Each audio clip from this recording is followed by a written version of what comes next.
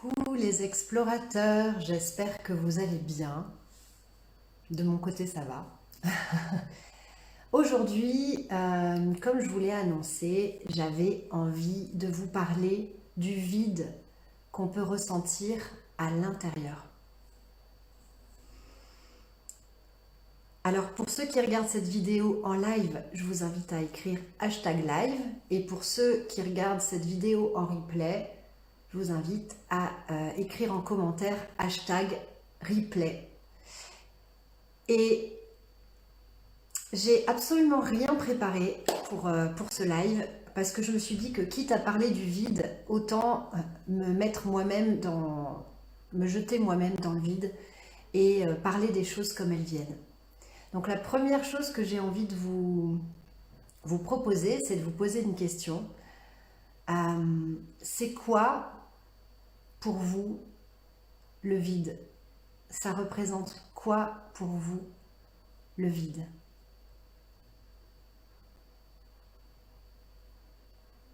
Et quand vous êtes confronté à ce vide, qu'est-ce qui se passe pour vous? C'est quoi votre relation au vide? Voilà. Je vais vous raconter une petite histoire. Ça se passe en 2017. Je suis à Bora Bora et en pleine dépression.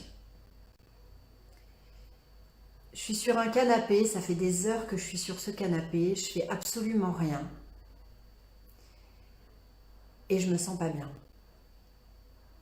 J'ai le lagon droit en face de moi, il fait super beau. Et je me sens vraiment comme une grosse merde. Je me dis, mais putain, il fait beau, t'es à Bora Bora, t'as le lagon droit devant, tu peux faire ce que tu veux, et toi, tu glandouilles, tu fais de la merde, tu fais rien. Ça me prend un moment, hein, je suis vraiment avec ces pensées limitantes, je me sens de moins en moins bien, je me juge énormément. Et à un moment, j'ai un déclic et je me dis, mais comment je peux vivre la même chose autrement? Comment je peux vivre exactement la même expérience, être sur ce putain de canapé, voir le lagon, ne rien faire et changer mon expérience intérieure?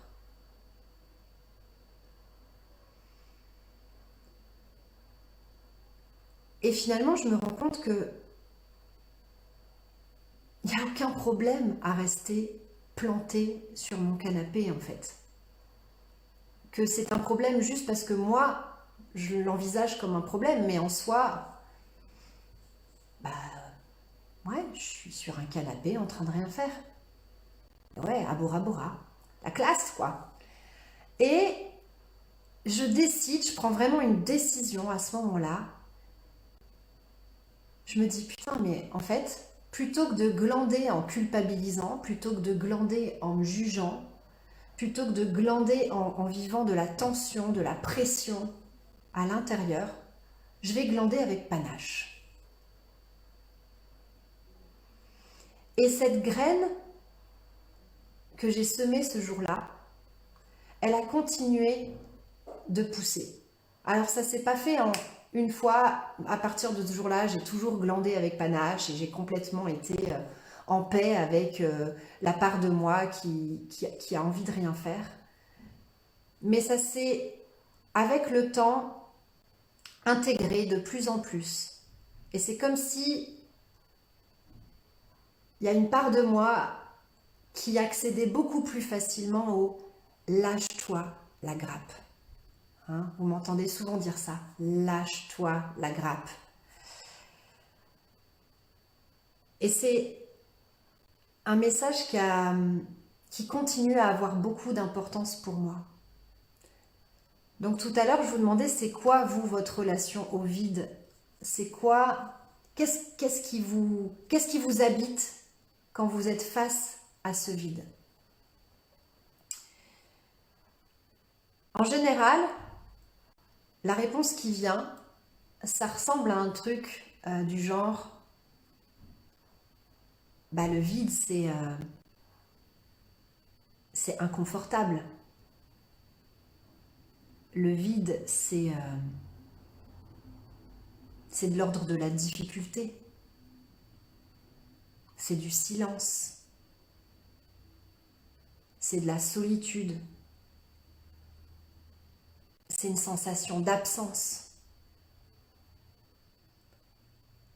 Le vide, ça peut être vécu comme quelque chose de douloureux, de difficile. On peut se sentir démuni, on peut se sentir dépourvu. On peut avoir l'impression d'être dans cet espace où il y a un abandon.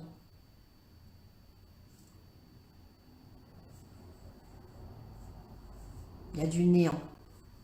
Et en général, on n'est pas très à l'aise avec le néant. Coucou Caroline, coucou Sandra, coucou Fabien, coucou Anna, coucou Luce.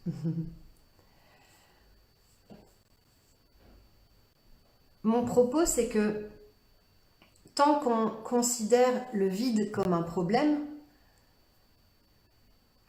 bah on risque de chercher des solutions qui ressemblent à soit je fuis le vide,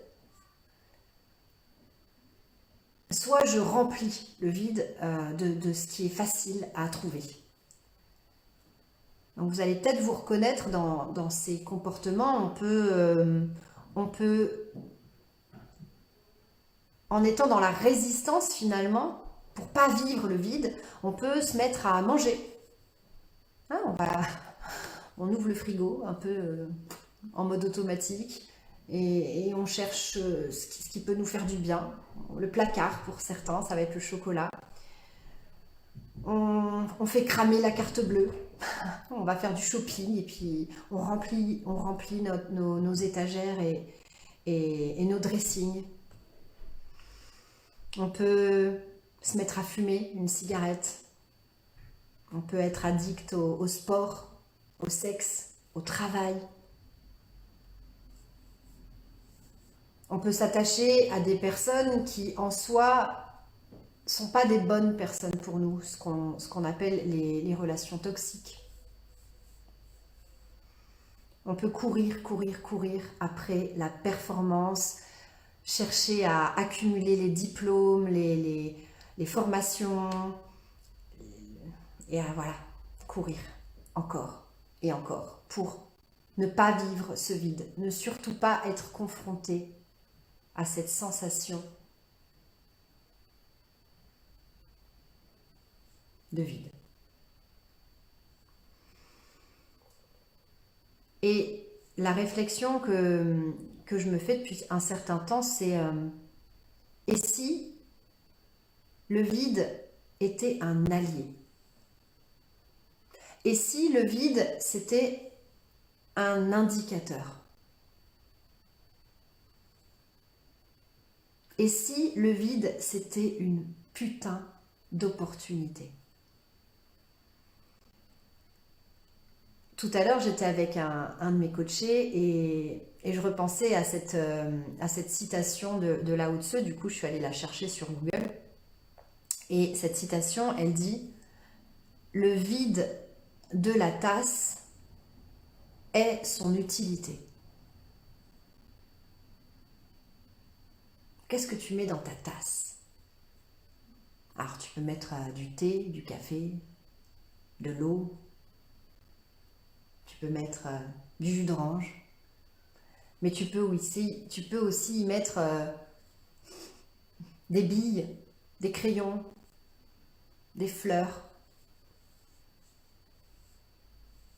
Tu peux aussi kiffer ta tasse vide parce que c'est la tasse que tu as achetée à San Francisco ou à New York.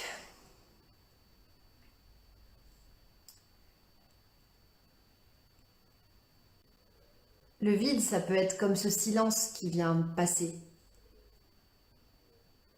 Et si t'aimes la musique, j'ai une question amusante à te poser, ça deviendrait quoi la musique sans vide? Ça deviendrait quoi la musique sans silence? C'est intéressant, non, comme point de vue. Est-ce que tu as déjà remarqué qu'entre le moment où tu inspires et le moment où tu expires, il y a un espace où il n'y a rien en fait, où il n'y a pas de mouvement.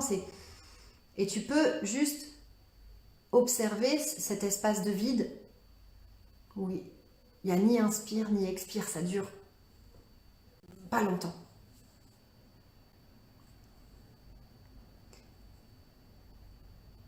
Et si ce putain de vide, ce truc qu'on fuit à travers voilà, nos diverses addictions, c'était juste un espace disponible, un espace libre, un espace inoccupé. Et si le vide, c'était un indicateur de la distance qu'on a de soi à soi.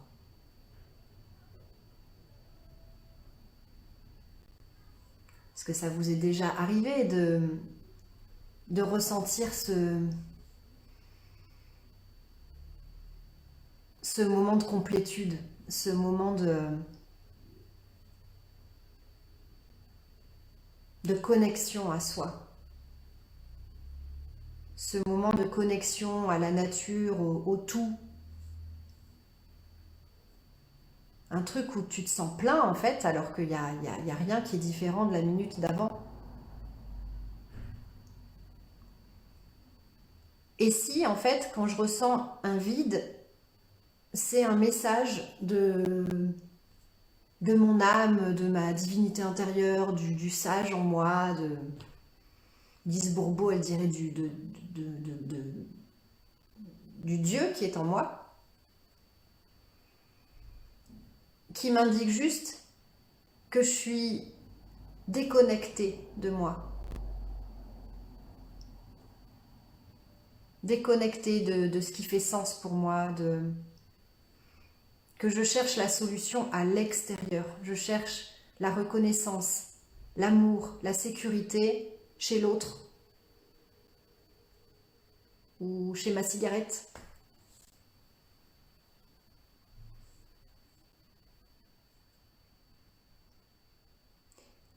Et si on écoutait un peu plus Nietzsche, je sais pas comment on dit son nom, mais ce philosophe-là, du coup je l'ai écrite la citation tout à l'heure, qui dit « Il faut porter en soi un chaos pour pouvoir mettre au monde une étoile dansante. » Alors après on retrouve aussi cette citation chez Chaplin qui dit « Du chaos naissent les étoiles ». Donc, si vous cherchiez, si vous attendiez à ce que je vous donne une solution miracle pour ne plus vivre le vide, en fait, c'est un peu l'inverse que je vous propose. C'est d'envisager, au lieu de fuir le vide, au lieu d'essayer de le remplir à tout prix, au lieu d'être dans l'inconfort avec lui, de chercher à rentrer en relation avec lui. De chercher à accepter de voir le vide. Accepter de vivre le vide. Être là, présent à soi, présent à son vide. Le traverser en conscience. Aller chercher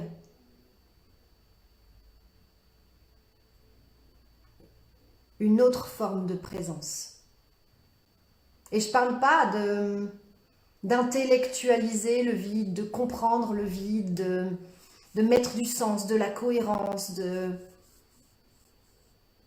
parce que ça c'est encore la part de nous qui veut contrôler, qui a peur du vide. Alors on veut chercher à comprendre ce qui se passe.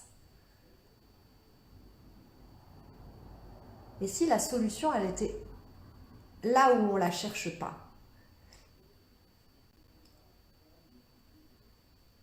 C'est comme si, ce que je disais ce matin avec mon coaché, c'est comme si l'absence et la présence, c'était deux faces d'une même pièce.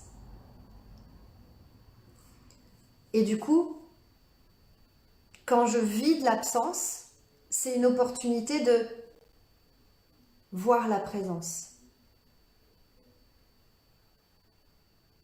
Il n'y a pas besoin d'être avec quelqu'un pour sentir sa présence. Moi, j'ai kiffé, je pense à Verlaine. C'est un de ces poèmes qui m'a longtemps accompagnée. Mais quelle est cette langueur? Et je risquerais de déformer les mots, donc je n'ose pas aller plus loin. Mais je ne connais pas Verlaine, j'ai jamais discuté avec Verlaine, mais il a été présent pour moi pendant très très longtemps.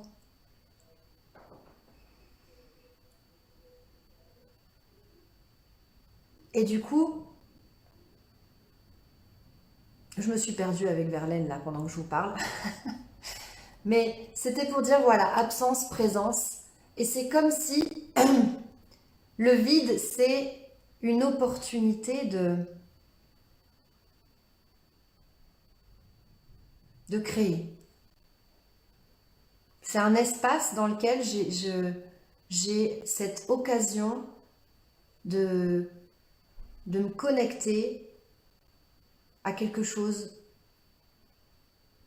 qui m'est personnel.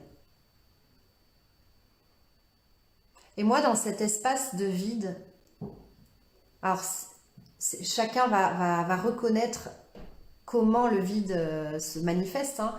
Pour ma part, ça peut être, je vais avoir envie de biscuit. Mon envie de biscuit m'indique très clairement souvent que il y a quelque chose que j'essaye de fuir, il y a un inconfort, il y a quelque chose, voilà, une espèce de, peut-être une douleur, quelque chose que je veux pas voir, un manque. Et quand j'ai cette envie de biscuit, du coup, alors parfois je choisis d'aller manger mon biscuit, hein. Mais parfois je vais m'asseoir avec mon vide. Je vais juste respirer avec lui, être là, être présent, sentir ce qui se passe, qu'est-ce qui se passe dans mon corps. Moi, c'est souvent au niveau du plexus solaire, il y a quelque chose. Respirer avec. Qu'est-ce qui se passe au niveau de mes pensées?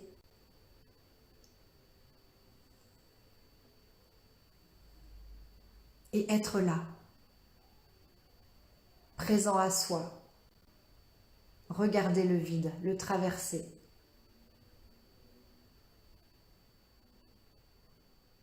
Rien d'autre. Je ne cherche pas à résoudre le vide, je cherche pas à... J'ai pas d'attente par rapport à mon vide. Je suis pas en train de lui demander pourquoi tu es là, qu'est-ce que tu veux. Non, juste, ok. Et si c'est l'occasion de réduire la distance de moi à moi, de dealer avec mon illusion de la séparation. Je vous en parle parfois de ce truc-là. Je ne vais pas faire un truc là-dessus parce que sinon je vais partir dans tous les sens. En tout cas, cet espace de vide, on peut en parler en termes d'énergie quantique, mais ça risquerait d'être trop complexe pour moi de vous l'expliquer. Mais quand on regarde les particules, voilà, si vous vous intéressez à tout ça, le vide, il a vraiment un rôle de lien. Et c'est comme si, quand je plonge dans le vide, avec panache, je m'ouvre le champ des possibles. Et c'est là que j'ai toute la conscience de mon pouvoir de manifestation. Comment je choisis de relationner avec mon vide. Alors, je ne sais pas si ça vous parle. Je suis un petit peu en transe là quand je vous parle. Je suis connectée à une autre dimension, je crois. Mais voilà, j'espère que ça fait sens pour vous de réaliser que le vide, c'est peut-être une version déséquilibrée de ma présence à moi-même. Ou pas. Qu'est-ce que vous en pensez? Alors, j'ai vu une question passer tout à l'heure, mais j'ai pas eu le temps de la lire. Pourquoi dit-on alors que la nature a horreur du vide? Vous avez 4 heures. Pourquoi dit-on que la nature a horreur du vide?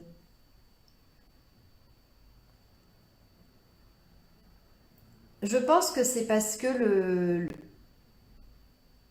le vide est directement en lien avec notre pouvoir de création et que donc dans le vide, il se crée des choses. Mais pour répondre plus en profondeur à ta question, il me faudrait un peu de temps de réflexion. Euh, J'aime la philosophie, j'aime toutes ces choses-là et j'aurais peur de dire des grosses conneries en direct. Myriam qui se marre. Tu es d'accord, ok.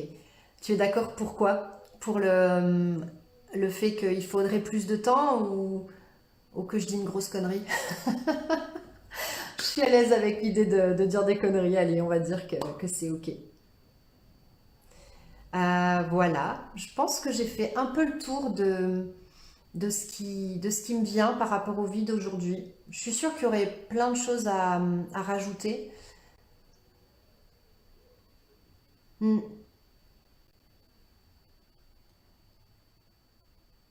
Mon mari fait de la permaculture. Il me dit que s'il ne plante rien à un endroit, la nature y mettra quelque chose. C'est intéressant. Et finalement, le lien que je fais là, c'est que si on ne choisit pas consciemment ce qu'on fait de ce vide, alors ben, c'est peut-être les autres qui vont choisir pour nous.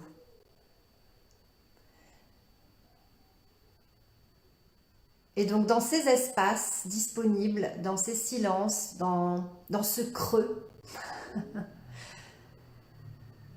dans ce néant, qu'est-ce que tu choisis de mettre en fait?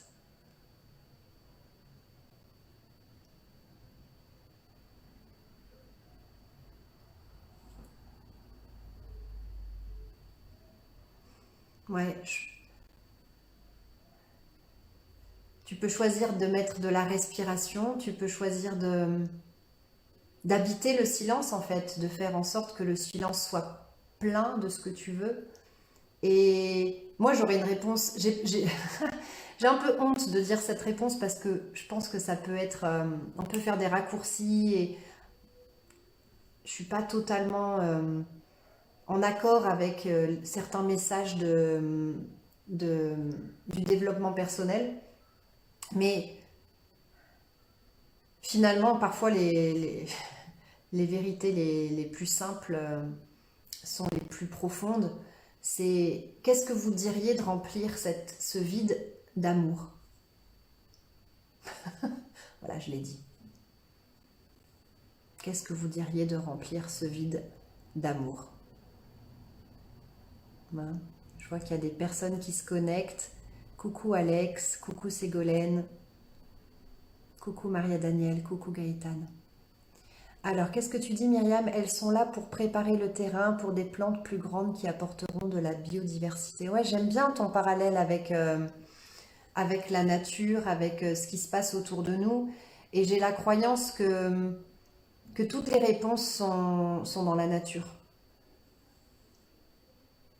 Et que peut-être ça peut nous aider aussi à voir le vide de manière positive. Voilà. On dit mauvaise parce que on n'en comprend pas l'utilité. Yes, merci pour ton partage, Myriam, c'est vraiment intéressant. Effectivement, il y a beaucoup de choses auxquelles on résiste, qu'on essaye de fuir parce qu'on n'en comprend pas l'utilité. Et une bonne partie du travail que je fais en individuel avec mes coachés, c'est de les aider à intégrer les parts d'ombre, intégrer les facettes de leur personnalité qu'ils rejettent parce qu'ils se disent mais non mais ça sert à rien, ça fait de moi une mauvaise personne. Si je suis égoïste, si je suis méchant, si je suis prétentieux, alors je vais créer de la distance avec les autres, je vais nourrir du désamour vis-à-vis de moi-même. Et c'est vraiment pour rejoindre l'histoire des mauvaises herbes. On croit que c'est pas utile, on croit que c'est mal, et c'est absolument faux. Hein. Tout dépend du dosage et de la conscience qu'on met sur les choses. Ouais, comme en musique, les silences appuient le son et le sublime. Tu réponds à une de mes questions tout à l'heure, c'est génial. Voilà, j'aurais peur de partir dans des considérations philosophiques si je continue à parler avec vous, mais tout comme Myriam, n'hésitez pas à mettre des petits commentaires avant que je vous laisse. Je vais clôturer ce moment de partage avec vous avec un tirage de cartes. Et bah, profitez-en, voilà, pour écrire ce que vous voulez. Ah! Alors ça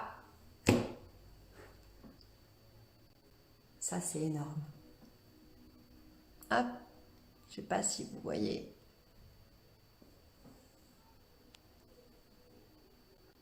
Voilà, voilà.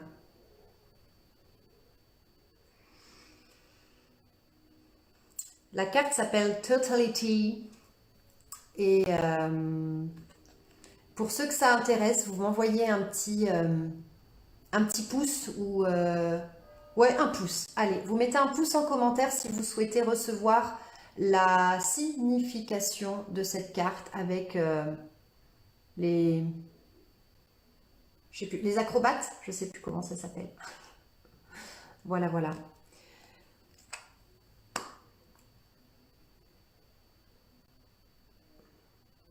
Et pour boucler sur le thème de la semaine, la résistance. Voilà, si vous vivez de l'inconfort, des obstacles, de la difficulté, et que vous avez l'impression que c'est un problème, n'oubliez pas qu'on peut décider de voir les choses non pas comme un problème, mais comme une situation. Prendre de la hauteur, se rappeler que la vie est à notre service et ajuster, surfer la vague. Voilà.